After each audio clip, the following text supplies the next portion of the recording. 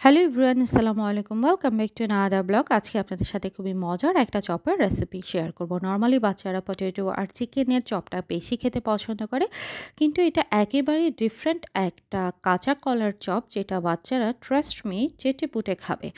তো এখানে আমি প্রায় ৮টা কলা নিয়ে নিয়েছি, সাথে হচ্ছে ২টা বড় সাইজের আলুকে এটাকে প্রেশার কুকারে দিয়ে আমি ভালো করে সেদ্ধ করে নেব।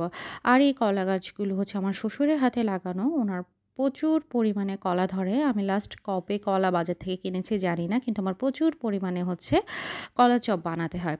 তো এখানে আলুটার কলাটা খুব ভালো করে সেদ্ধ করে নিয়েছি। আর এখানে হচ্ছে বাকি ইনগ্রেডিয়েন্টস, এখানে হচ্ছে পেঁয়াজ কুচি, ধনিয়া পাতা, কাঁচামরিচ কুচি, গোলমরিচের গুঁড়ো, চিলি ফ্লেক্স, তারপরে হচ্ছে ৩ টা যে হোয়াইট দেখা যাচ্ছে, একটা হচ্ছে গিয়ে চিনি, টেস্টিং সল্ট, লবণ, ধনিয়া গুঁড়ো, জিরে গুঁড়ো আর রসুন বাটা। রসুন বাটাটা অবশ্যই দেওয়ার ট্রাই করবেন। এটা পুরো চপটাকে অনেক এনহ্যান্স করে টেস্টটাকে।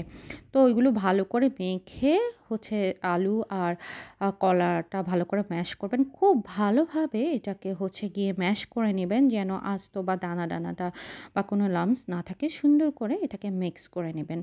তো এখানে আমি আরেকটা টিপস শেয়ার করছি। যখন দেখবেন যে চপটা খুব বেশি আলু আর আ কলা দিলে অনেক সময় ড্রাই হয়ে যায়, সেক্ষেত্রে হচ্ছে গিয়ে আপনারা একটা ডিম এটার সাথে খুব ভালোভাবে মেখে নিতে পারেন। আর যদি দেখেন সফট হয়ে গেছে কলা আর আলুটা, সেই ক্ষেত্রে হচ্ছে আপনারা আরেকটা আলু সেদ্ধ করে এটার সাথে দিলে এটার যে ডোটা এটা খুব সুন্দর ভাবে হচ্ছে গিয়ে আপনারা যেই শেপ দিবেন সেই শেপটা চলে আসবে। একদম আলু চপের মতো সুন্দর একটা ডো হয়ে যাবে। তো তারপরে হচ্ছে আমি এখানে সুন্দর করে আপনারা আপনাদের পছন্দ মতো শেপে করে নিতে পারেন। আর আমি এখানে ২ বার কোট করছি।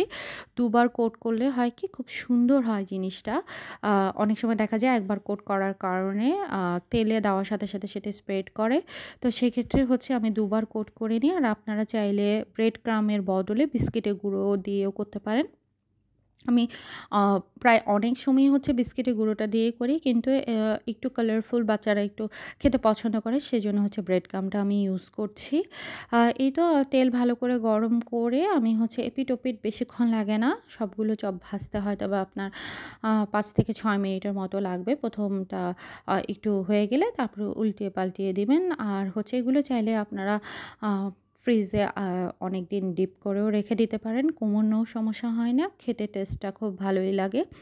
আর বাচ্চাদেরকে যদি না বলে দেন এটা কলার চপ, ট্রাস্ট মি ওরা এটা একদম চিকেন চপের মতো খেতে এ মানে পছন্দ করবে। কারণ আমার বড় ছেলে কোনোভাবেই হচ্ছে ভেজিটেবল আমি ওকে খাওয়াতে পারি না। বাট এই চপটা আমি যখন ওকে বানিয়ে দিই, সে ট্রাস্ট মি ৬-৭ টা এক বসায় সে খেয়ে ফেলে। তার কাছে এটা খুবই, খুবই মজা লাগে। তো যেসব বাচ্চাদেরকে আপনারা ভেজিটেবল খাওয়াতে পারেন না, এই চপটা অবশ্যই, অবশ্যই ট্রাই করবেন। ট্রাস্ট মি বাচ্চারা এটা খুবই পছন্দ করে। বাচ্চারা ছাড়াও আমার এই চপটা কিন্তু বড়, ছোট সবাই ভীষণ রকমের পছন্দ করে। যারা খেয়েছে তারা কখনই এটা গেস করতে পারে না যে এটা কাঁচা কলার chop. So that's it for today. আল্লাহ হাফেজ। সবাই ভালো থাকবেন। আর ব্লগটা ভালো লাগলে একটা লাইক, কমেন্ট করবেন।